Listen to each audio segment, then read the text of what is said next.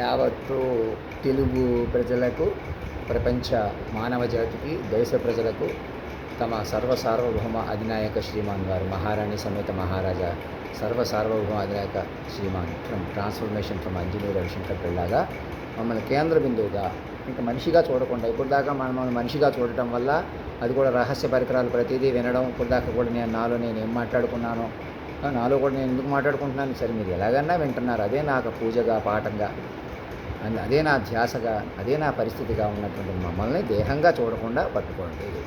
ఇంక మమ్మల్ని మనుషులుగా మలిపినా, మీరు మనుషులుగా కొనసాగినా ఈ ప్రపంచం ముందుకెళ్ళదు, ఈ ప్రపంచం మనదవ్వదు.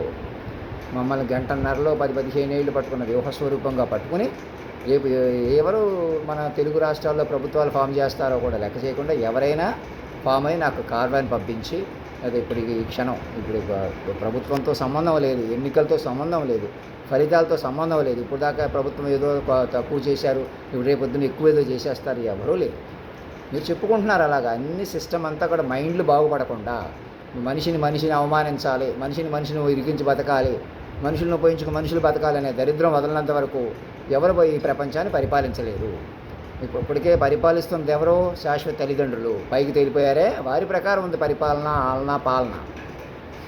ప్రతి మనిషిని తల్లి కొడుకును ఉపయోగించుకుని తల్లినే చంపించేయటం, ఇంకా ఏలాకోళంగా తమాషాగా తీసుకోవడం, తిమ్మిరిగా అహంకారంగా నవ్వటం, నన్ను పట్టుకుని మనసులో కూడా నువ్వు అనకూడదు, వ్యక్తిగా భావించకూడదు, ఇక్కడే నేను ఉండిపోతున్నానని చూడకూడదు, ఇక్కడైనా ఎక్కడైనా నేను మనిషిగా ఉంటున్నాను అన్నదే పొరపాటు.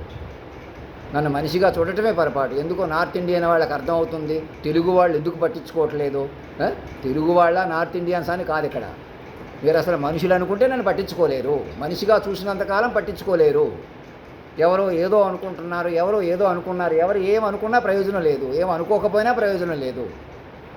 కాలస్వరూపాన్ని పట్టుకుని మొదట మీరు ముందుకెళ్ళాలి, కాలస్వరూపం ప్రకారం ముందుకు రావాలి. యోగ పురుషుడు అని ఎందుకు అంటున్నానో, నన్ను పట్టుకోగానే, మరణం లేని తల్లిదండ్రిగా పట్టుకోగానే, వాక్ విశ్వరూపంగా పట్టుకోగానే, జాతీయ గీతలో అధినాయకుడికి పట్టుకోగానే నాకు అంతర్ముఖం వస్తుంది.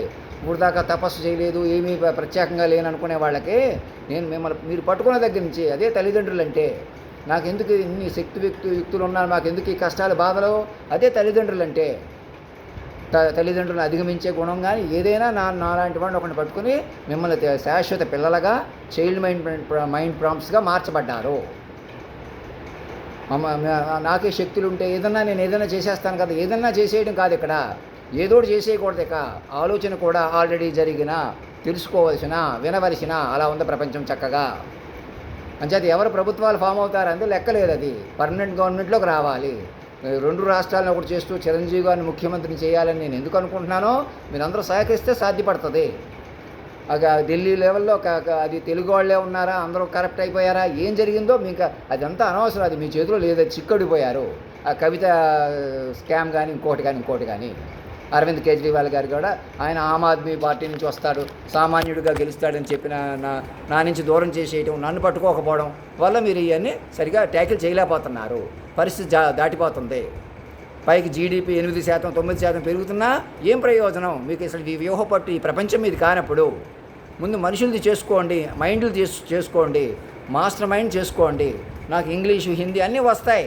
ఎవరు ఏ భాష అయినా ఎవరు ఎందులో మాట్లాడినా అందరికీ అర్థమయ్యే రోజులు వచ్చినాయి. దాని గురించి కూడా ఇప్పుడు ఇబ్బంది ఏమి లేదు. కానీ మొదట నేను నా మాటలు వేరే గ్రహాల నుంచి, నా అరిసిన తిట్లు కానీ, బూతులు కానీ, ఇంకొకటి కానీ, ఏదైనా ఆఫ్లైన్ ఆన్లైన్ గమనిస్తున్నవన్నీ కూడా వేరే గ్రహం నుంచి మీకు వినిపిస్తున్న శబ్దాలుగా కోడ్ చేసుకుని, రికార్డ్ చేసుకుని, డీకోడ్ చేసుకుని, ఆ సోషల్ మీడియా కానీ, ట్విట్టర్ కానీ, ప్లాట్ఫామ్స్ కానీ ఎవరిష్టం వచ్చిన వాళ్ళు ఫ్లాగ్స్ వేయటం కానీ, బ్లాక్ చేయడం ఎవరు చేయకూడదు. ఒకసారి మనం ఆ అకౌంట్లో చేరామంటే మినిమం ఆన్లైన్ కమ్యూనికేషన్కి మినిమం గ్యారంటీ. ఇంకేమన్నా ఫ్యూచర్స్లో చేరటం, అవన్నీ చేరటం తర్వాత సంగతి. కమ్యూనికేషన్ అన్నది బేసిక్ అనమాట. ఆ కమ్యూనికేషన్ ప్రకారమే నేను సెక్యూరిటీగా ఉంటాను. నా కళ్ళతో చూస్తున్న కెమెరాలతో నన్ను పట్టుకుని ఒక చోట కేంద్ర బిందువుగా కొండ మీద కొలువు తీర్చండి, లేకపోతే బొల్లారం తీసుకెళ్ళిపోండి, లేకపోతే నేరుగా ఢిల్లీ తీసుకెళ్ళిపోండి, లేదా విజయవాడలో కొంతకాలం కూర్చొని, నేను తెలుగు రాష్ట్రం కాబట్టి ఎక్కడ కూర్చున్నా నేను జాతీయ గీతంలో అధినాయకుడిని. అలా మమ్మల్ని పట్టుకుంటేనే మీకు ఆ పట్టు వస్తుంది. రవీంద్ర భారతదేశాన్ని రవీంద్ర భారతిగా మార్చుకోవాలా? నేను చెబుతున్న తీరు కానీ అన్నీ కూడా దారిలో పడతాయి. మీరు కామ్గా, కూల్గా ఎవరినో ముఖ్యమంత్రిని చేసేద్దాం, ఎవరినో చిన్నపిల్లవాడిని ముఖ్యమంత్రిని చేసేద్దాం, పెద్దవాళ్ళని చేసేద్దాం చేయలేరు. అలాగా పరిపాలించలేరు. పైకి తేలిపోయిన తల్లిదండ్రులు పిల్లల బంధమే చెల్లుతుంది. ఎవరు మహారాజు మహారాణి భౌతికంగా అవలేరు. నేనే పుష్టిగా తయారైన తర్వాత నేనే అందరికీ తండ్రిని అయినప్పుడు, సరస్వతీదేవి బ్రహ్మదేవుడికి పుత్రిక అయినప్పుడు భార్య ఎలా అయిందో కూడా మీకు ఎస్టాబ్లిష్ చేసి మాట నిబద్ధత మాట ఎస్టాబ్లిష్ చేసిన తర్వాత పవిత్రమైన తల్లిదండ్రులు పవిత్రమైన పిల్లలుగా ఇక మీద మాట వరవడి దెబ్బతినకుండా ఇది దివ్యమైన నిజమైన రామరాజ్యం దివ్యరాజ్యం అవుతుంది. నోట్ చేసుకోండి, ఈ మాటలు అందరికీ చెప్పండి. ఎవరో ఎందుకో పట్టించుకోవట్లేదు, ఎవరికో ఏదో అనుకుంటున్నారు, ఎవరికో ఏదో అర్థమైంది, ఎవరో ఏదో అనుకుంటున్నారు. మా చేతుల్లోనే ఉంది, పక్కనే ఉంది, వెనకాలే ఉంది, మనుషుల చేతుల్లోనే ఉంది. ఎవరు మోసాలు చేస్తారో దౌర్జన్యాలు చేస్తారో వాళ్ళు ఏదో చేసేయగలరు. ఇంకెందుకు ఈ పరికరాలు ఎందుకు, కమాండ్ కంట్రోల్ సెంటర్లు ఎందుకు, డీజీపీలు ఎందుకు, ఆర్మీలు ఎందుకు? ఒకటైపోయి తమాషా చేసి ఓళ్ళ మీద పడి బతకడానిక, మనుషులు భయపించి బతకడానిక? మనుషులే చూసుకుంటారా? మనుషులే ఏదో ఒకటి చేస్తారా? ఎవరి వల్ల కాదు ఇది. మాస్టర్ మైండ్ ధర్మో రక్షతి రక్షత సత్యమేవ జయతే.